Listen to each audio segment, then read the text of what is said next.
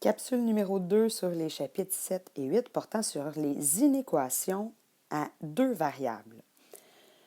Donc, à date, ce qu'on a fait, nous autres, concernant les inéquations, parce qu'on en a fait déjà un petit peu, c'était les inéquations à une variable. C'est-à-dire qu'on pouvait très souvent, algébriquement, aller isoler le x et trouver x plus grand que 5 ou x entre 2 et 8. On était capable de le faire aussi avec un graphique, ça nous aidait beaucoup. Lorsqu'on arrive avec des inéquations à deux variables, ça veut dire que dans mon inéquation, je vois le x et le y. Un peu comme ici, par exemple, avec x plus 2y plus petit que 100. On ne peut donc pas aller isoler une seule variable parce que l'autre variable va apparaître de l'autre côté, puis je ne saurai pas plus mon x, il va être entre quel et quel intervalle. Ce qu'on va devoir utiliser pour représenter la solution, en fait, d'une inéquation à deux variables, c'est qu'il va falloir représenter graphiquement à quel endroit dans le plan cartésien, quels sont tous les points qui représentent ce qu'on appelle l'ensemble solution. Donc, c'est ce qui est marqué un peu en haut dans les 4 petits points. Et les inéquations, c'est les plus grands, plus petits, plus grand ou égal, plus petit ou égal. Du premier degré, ça va être donc d'une droite qui comporte deux variables. Résoudre une inéquation à deux variables consiste à trouver tous les couples solutions, parce qu'il y en a une infinité, tous les points, qui respectent l'inéquation. L'ensemble solution d'une inéquation à deux variables se représente dans un plan cartésien car elle comporte une infinité de solutions et on va le représenter à l'aide d'un demi-plan. Demi-plan, ça veut dire que je vais prendre mon plan cartésien puis je vais le séparer en deux, littéralement. Puis je vais pouvoir assurer un des deux côtés qui va représenter l'endroit où est-ce que se trouvent tous les points qui respectent l'inéquation. Il existe plusieurs méthodes pour pouvoir dessiner le demi-plan et représenter le bon côté. Je vais vous présenter les deux. Vous aurez toujours le choix de la méthode à utiliser.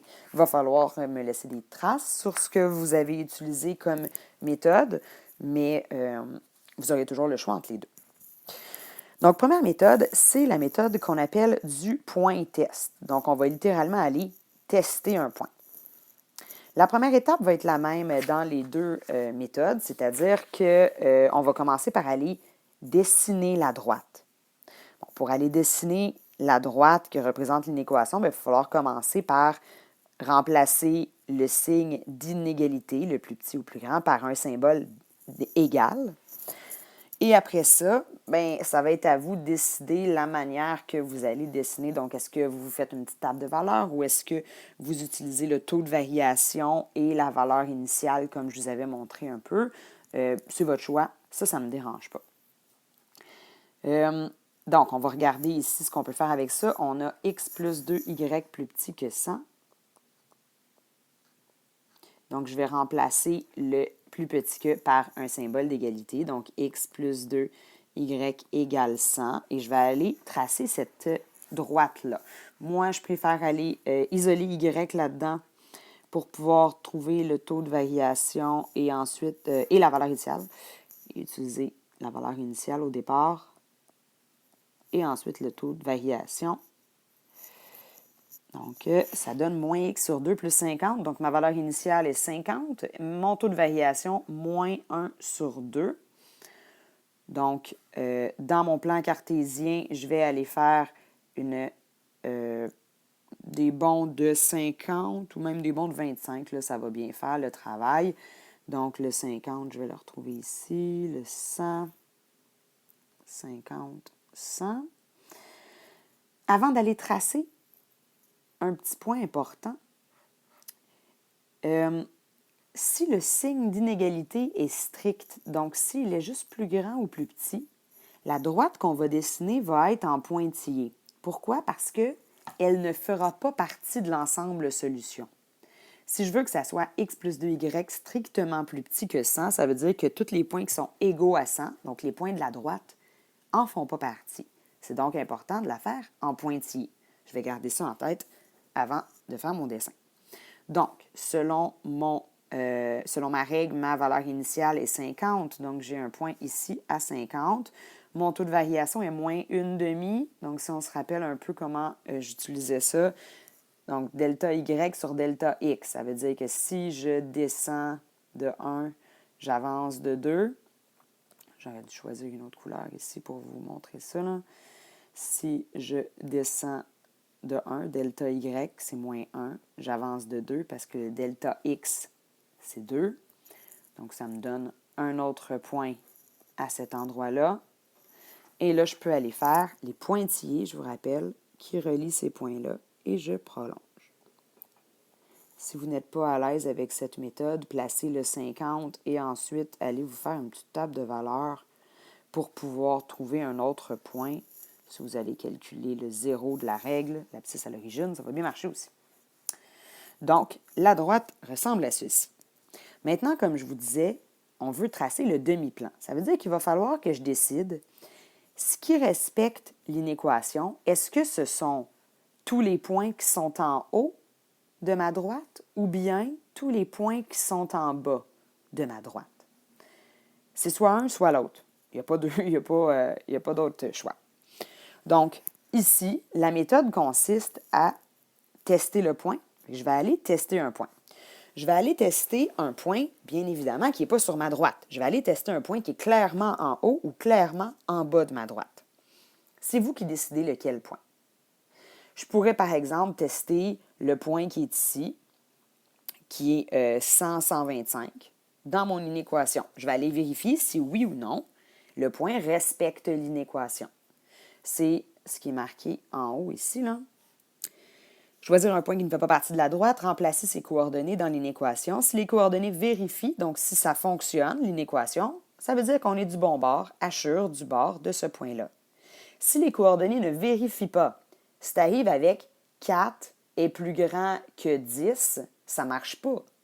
Ça veut dire que tu n'es pas du bon bord. Tu n'as pas besoin de refaire un autre test du bon côté, tu as juste besoin d'assurer l'autre côté, simplement.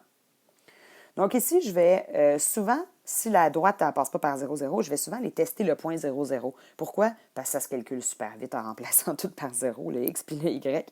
Donc, je vais aller faire le test avec 0, 0.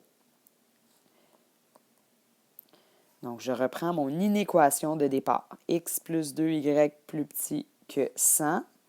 Et je vais aller vérifier si je remplace le x par 0 et le y par 0. Est-ce que c'est plus petit que 100?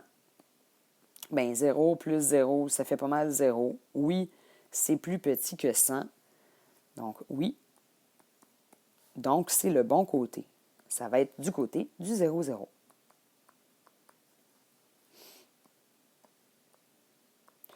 On n'a pas nécessairement besoin de marquer tout ça. On peut juste marquer oui, ça fonctionne, puis tout va bien. Ça veut dire que je vais aller assurer, quand même proprement pour voir le reste, toute la section de mon plan cartésien qui est sous la droite, qui est du côté du 0, 0. Ça veut dire que tous les points, il y en a une infinité là-dedans, tous les points dans cet espace assuré respectent mon inéquation. C'est donc l'ensemble de solutions de mon inéquation. À l'autre page, j'ai l'autre méthode.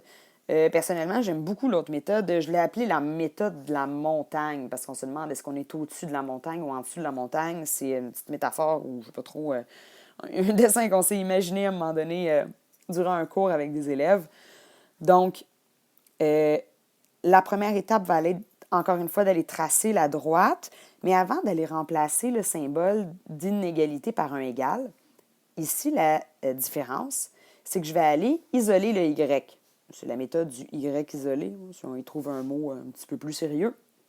Donc, dans l'inéquation 3x plus 4y plus grand ou égal à 12. 3x plus 4y plus grand ou égal à 12. Avec l'inéquation, je vais isoler y. Et là, faites attention, si jamais vous divisez par un négatif, de remplacer, de changer de bord l'inégalité tout simplement. Donc là, j'ai juste fait moins 3x, donc je n'ai pas multiplié ou divisé par un négatif, tout va bien. Et je divise par 4, donc il n'y a pas de négatif par lequel j'ai multiplié ou divisé.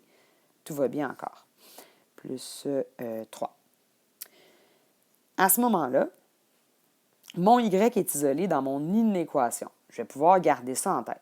Puis mon y, je le garde à gauche aussi, ça va m'aider. Je vais aller tracer ensuite la droite. Donc là, c'est le fun parce que je l'ai exactement. Là, mon taux de variation est moins 3/4, ma valeur initiale est 3. Je n'ai pas nécessairement besoin de le réécrire avec l'égalité, mais c'est un peu ça l'idée. Donc, je vais aller, j'ai déjà des axes placés, je vais faire les bonds de 1. Je vais placer la valeur initiale à 3. Vous pouvez vous faire une petite table de valeurs ou encore, moi j'aime bien delta Y sur delta X. Donc, si je descends de 3 en Y, j'avance de 4 en X. Ça me donne donc le point 4, 0. Et comparativement à tantôt, où est-ce que j'avais un pointillé parce que j'avais une inéquation stricte, là, j'ai un ou égal. C'est plus grand ou égal. Donc, je vais aller tracer une ligne pleine.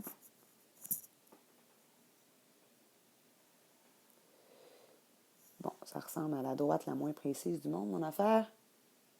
Je me fie à votre gros bon sens pour aller vous chercher une règle pour faire ça proprement.